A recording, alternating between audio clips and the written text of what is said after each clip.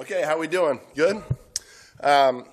Some good things from last week that we saw. I felt like we got good pressure on the quarterback. You know, got a chance for a couple fumbles. We got one. And then obviously the big play at the end. But just overall, I thought our guys, in the coverage part of it, it feels like we're starting to gain some of the concepts a little bit better.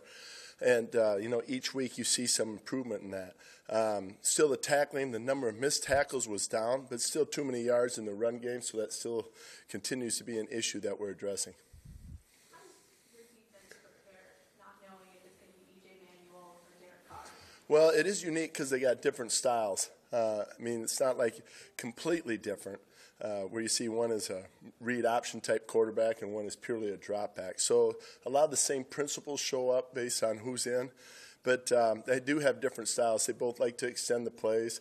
I think EJ's athleticism really shows up. It was good to have a game on him, you know, like last week. But, you know, we're just prepared for both. We showed them both styles.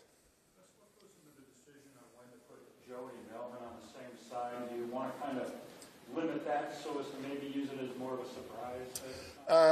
It varies from game to game. Sometimes it, you know, based on a call or based on matchups that we feel like we want to try to attack. But, you know, like I said earlier, we try to move them around, you know, just as far as, you know, number of snaps on the right side and left side and inside, just for an offensive lineman's prep time, too. It's kind of like running the Wildcat, right? You run it 3 times in 3 games. It takes time to prepare for it. And, you know, so that's a little bit of the philosophy. As long as the players can excel, you know, and you try to utilize their skill set. Gus, is that one also strong and weak? It looked like at times Joey was playing Leo. Were you blocking them in terms of it depending on the formation and the situation. So it could have flipped based on that. Coach, what was like the free safety look you guys went with? What was last week? What was that decision?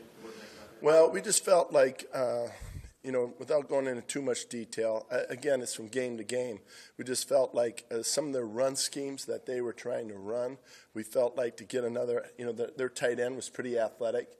And just the matchup of that, I think we looked at it, you know, we started from there and then tried to build it accordingly. So, you know, just, again, trying to utilize guys' personnel or their skill set. Coach, you touched on tackling earlier. Is that more of, do you see it as more of a physicality or technique? Well, I think it's more of technique. I think it's more technique because there is a lot of involved. There's so many different styles of tackling. And I know, you know, you go back across the league and you're seeing there is quite a few missed tackles. I don't know how many, but, you know, the running schemes that you're seeing, the running backs that you're seeing, you know, it's been across the league. Now, I can't tell you how many teams and how many missed tackles they have, but, like, now preparing, you obviously see missed tackles against Marshawn Lynch, you know, when you're watching it. So I think it's due to the style of the running back, and then, you know, you got to have a plan. And then you got to execute the plan. It's one thing to have a plan, but then to go execute it in a split second, you know, in that judgment time. And I think that's where, you know, we improved a little bit last week. Like I said, our number of missed tackles was down, but still it's in the double digits, you know, low double digits, but still too many. Is some of that at times guys maybe trying to go for a big hit instead of just They can. When you see it on tape, you're right. They go in and try to get a big hit, don't wrap up. And, you know, trying to get the ball out, going for the ball rather than bring him down. So, you know, it's the old second man in. First guy, wrap up. Second guy, come in and get the ball out. You brought up Marshawn. Obviously, you're familiar with him. You coached on the same team in Seattle. I think you faced him when you were in Jacksonville. Yes. Yep. What do you have to do to be successful with Marshawn? Well, I mean, he's special, obviously. I mean, his ability he is physical. He runs with a certain demeanor. He runs angry. You know, so it's getting a number of guys. First, you know, the first guy having a plan, and then you just got to get numbers to him.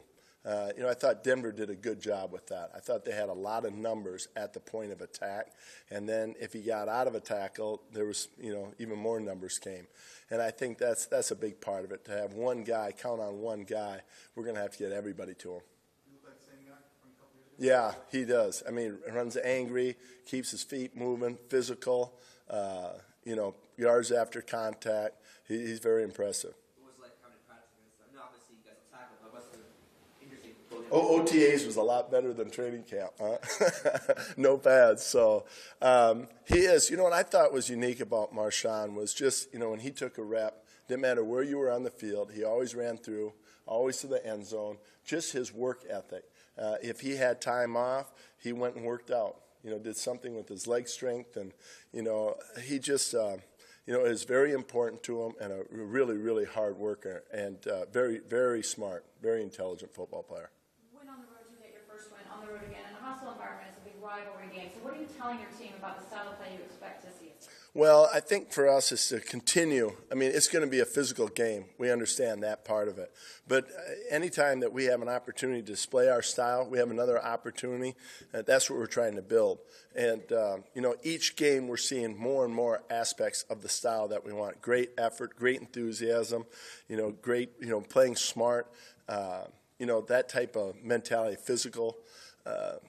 So you see aspects, and I think that's what we're supporting. We talk about a standard. We show plays that look like the standard. This is what it looks like, and this is what it doesn't look like, for that accountability. This is, and there's no fudging on that. And so we have another opportunity on Sunday to keep building on that standard.